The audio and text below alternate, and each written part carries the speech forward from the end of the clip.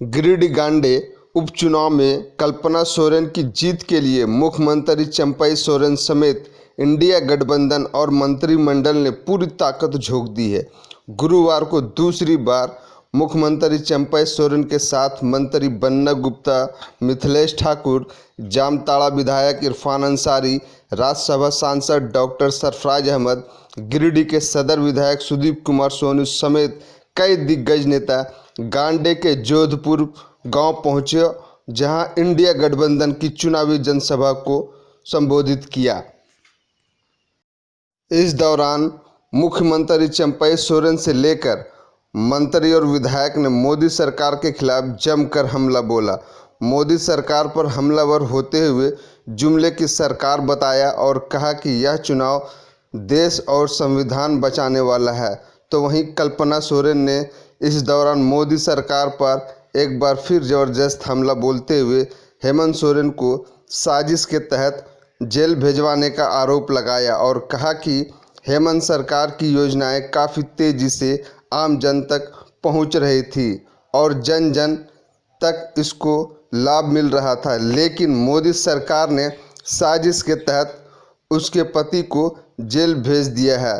इस दौरान जनसभा में हजारों कार्यकर्ता और काफ़ी संख्या में लोगों की भीड़ उमड़ पड़ी थी। चाय बेच के लेके अपना जीवनी पर रखा,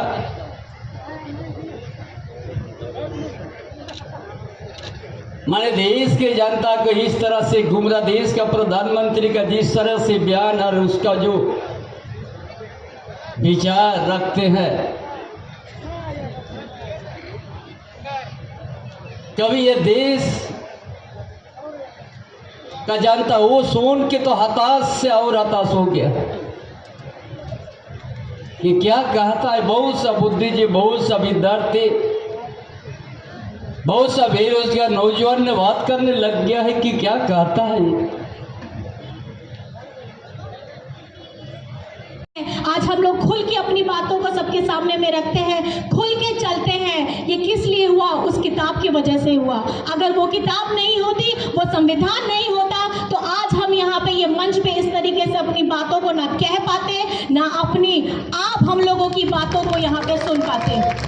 और हेमंत सोरेन जी का यहाँ पर मैं झारखंड वासियों के लिए जो उन्होंने 4 साल में काम किया है, वो 4 साल, जैसे मंत्री जी ने कहा कि 4 साल का नाम 20 साल अगर आप करिए तो गिनाते रहिएगा, लेकिन हेमंत सोरेन जी ने हमारे यहाँ के लोगों के लिए अब वो आवास देने का काम किया है, सर्वजन पेंशन देने का काम किया है, हरा राशन कार्ड देने का काम किया है, बच्चियों को पढ़ाने के लिए सावित्रीबाई फुले योजना से जोड़ने का काम किया है, विदेश में आपके बच्चे जाकर के पढ़ सके, मरांगोमकी का योजना पे काम किया है। और यहाँ पे हमारे जितने भाई हैं, जितने बहन हैं, जितने सारे हमारे युवा वर्ग हैं, सब लोगों को आगे बढ़ने का काम किया है। और इसकी सजा हेमंत सोरेन जी को ये मिली है कि इनको चुनाव से ठीक पहले जेल के अंदर में डाल दिया गया। इतना डर लगा आपको? मैं आपसे इतनी अपील करना चाहता हूँ कि आज देश करवट ले रहा है, आप देख रहे होंगे, और इस बदलते हुए हालात में क्या आप भी जो देश की सोच है उसके साथ चलेंगे? सब लोग हाथ उठा के बता दीजिए। पूरे हिंदुस्तान के जो हालात है वो करवट ले रहा। निश्चित रूप से झारखंड और गिरिडीह का ये हिस्सा जो पिछड़ा इलाका है, ये सब भी देश के साथ जा रहा है।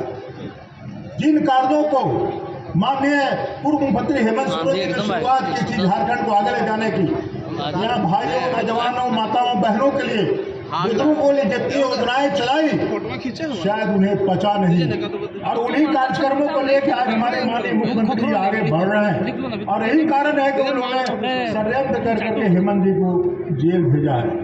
मैं आपसे अपील करना चाहता हूँ कि आप नारा लगाएं, जेल का ताला टूटेगा, जेल का ताला टूटेगा।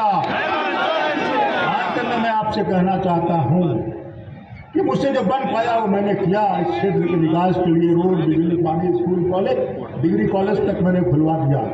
लेकिन जो अधूरे काम है, जो बचे हुए काम है, और जिसकी इच्छा आप सबों को दिल में है, मुझे इस बात के यकीन है, विश्वास है कि आने वाले दिनों में मैडम कल्पना सोरेन जी इन कार्यों को आगे लेकर बढ़ेंगी और आपकी समस्याओं का समाधान शायद मुझे अच्छा समाधान कर पाएंगी। बस एक ही अपील है कि पिछले बार में आप लोगों ने जितना मुझे विश्वास, अधिकार, प्यार दिया था, उससे कम नहीं दीजिएगा, उससे अधिक से अधिक प्यार और स्नेह कल्पना जी को आप लोग दीजिएगा।